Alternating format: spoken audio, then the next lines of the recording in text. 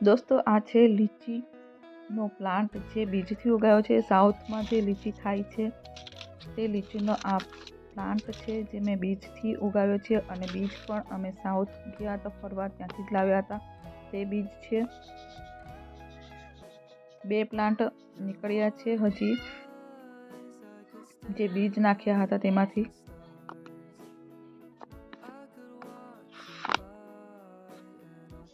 અને આ છે સેતુર જે કટિંગ અમે ચોમાસા દરમિયાન વાવી હતી તે સેતુરની કટિંગ વાવી હતી અને એ કટિંગ ખૂબ સારી ચાલી અને આ તમે જોઈ શકો છો કેટલો મોટો પ્લાન્ટ થઈ ગયો છે। સેતુર જે બેરીસ આવે છે ખૂબ મીઠી લાગે છે તે